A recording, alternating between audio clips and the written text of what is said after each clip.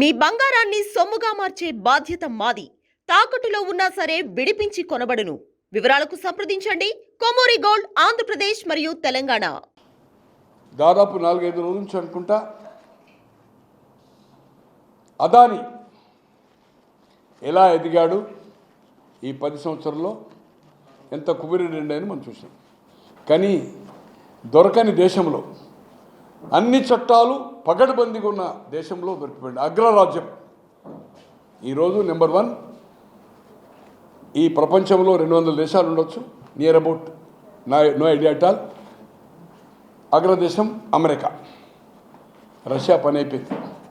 So అక్కడ FBI, federal bureau of investigation, జనరల్గా ఏంటంటే ఏదైనా స్కాండల్స్ వస్తే మీకు అన్ని పంపుతానని చెప్పాను. దీని తర్వాత గవర్నర్సు, పోలీస్ చీఫ్సు, అడ్వకేట్ జనరల్సు, కాంగ్రెస్ మెను, సెనేటరు, అంటే లోక్సభ రాజ్యసభ అంటారు. కాంగ్రెస్ మెన్ అంటే డైరెక్ట్ ఎలక్టెడ్, సెనేటర్ అంటే రాజ్యసభ ఇక్కడ ఉంటుంది కదా.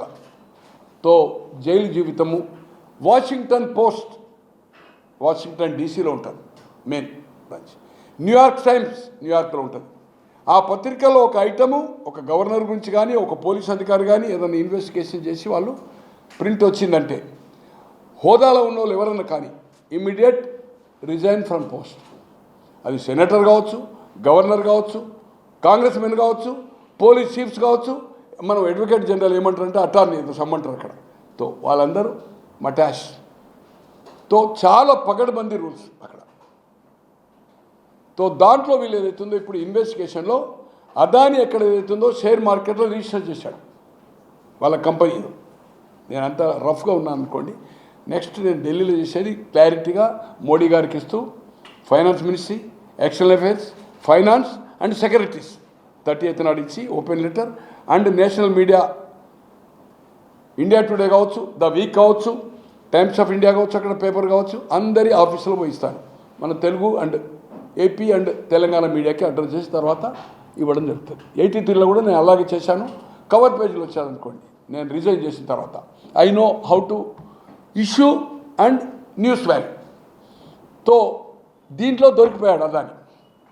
అక్కడ షేర్లు ఏదైతుందో కొన్న వాళ్ళ ఆ అమౌంట్ను ఇక్కడ ఒక 4 ముఖ్యమంత్రులకు పంపాడు. 4 రాష్ట్రాల్లో ఆయన ప్రాజెక్ట్స్ పెట్టడానికి ఇచ్చింది. ఎక్కువ అమౌంట్ వచ్చింది అప్పుడు ముఖ్యమంత్రి ఉన్న జగన్మోహన్ రెడ్డి గారికి ఏదైతుందో 1700 చిల్లర ఏదైతుందో వచ్చినట్టుగా పత్రిక నేషనల్ ఛానల్లో కథనాలు 3-4 రోజులు వచ్చింది.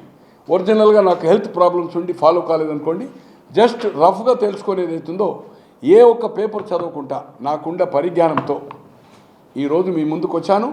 అనుకోకుండా తెల్లవారు వరకు బస్సులో వచ్చాను. ఈ సబ్జెక్ట్ చెప్పొద్దు నేను.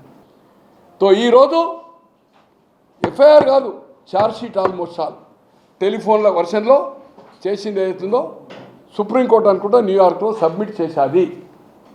హరిహరాదులు వచ్చినా ప్రధానమంత్రి కాదు, ఈ దేశ ప్రధాని కాదు, ఐక్యరాజ్య సమితి 200 దేశాలు అనుకుంటా, ప్రపంచ దేశాలు ఒక ఐక్యరాజ్య సమితి ఉంటుంది. వాళ్ళందరూ అనుకున్నా కూడా వీళ్ళు అమెరికా పోవలసిందే. Country to country memorandum agreement ప్రకారము వాళ్ళ ఒక ప్రాసెస్ ఉంటుంది. వాళ్ళు అడుగుతారు, ఈ ప్రభుత్వము వీళ్ళను వాళ్ళ హోమ్ల్యాండ్ సెక్యూరిటీ FBI వాళ్ళు వచ్చి హ్యాండ్ ఓవర్ చేయమంటారు. వీళ్ళని తీసుకుపోయి ఇంట్రాగేషన్, శిక్ష పడుతుందా లేదా అని నేను చెప్పలేను. కానీ ఇద్దరు ఏదైతుందో అమెరికా కోర్టుకు పోవాల్సిందే. 3 నెలల, 2 నెలల, 6 నెలల. మోడీ గారు కూడా ఆపలేరు. ఆపే ప్రయత్నం చేస్తే relation US and Indian relations అదైతే ఇట్లా అంటే డబ్బులు అక్కడ చేసి మనీ లాండరింగ్ చేస్తారు. తో ఇతను 1700 కోట్లు చేసినది క్లారిటీ వాళ్ళు చెప్పిన ప్రకారం. FBI, federal bureau of investigation, highest authority. ఇక్కడ ప్రభుత్వం వల్ల ప్రధానమంత్రి FBI పోతే ఇంటర్వ్యూస్ చేయరు. ఓన్లీ నువ్వేదో ఇప్పుడు నిన్న పేపర్లో చెప్పారు నాకు, ఇక్కడ ఒక డెలిగేషన్ పంపుతుందని ఏపీ ప్రభుత్వం. నో, FBI డైరెక్ట్గా ఏదైతుందో కాంప్లైంట్ తీసుకోదు, ఆఫీసులో ఇంటర్వ్యూ ఇవ్వది. Only FedEx or any agency ద్వారా నువ్వు పంపొచ్చు కాంప్లైంట్. ఆర్ వాషింగ్టన్లో పోయి FBI మెయిన్ ఆఫీస్ ఉంది, న్యూయార్క్లో ఉంది, దాంట్లో డ్రాప్ బాక్స్ లేయచ్చు, కానీ డైరెక్ట్ ఇంటర్వ్యూ అనేది నో అపాయింట్మెంట్స్ ఫర్ కాంప్లీట్స్. తో దయచేసి నిజమా అబద్ధమా నేను ఫోన్లో తెలుసుకున్నాను, ఏదో టీం పంపుతారని, బట్ కాంట్.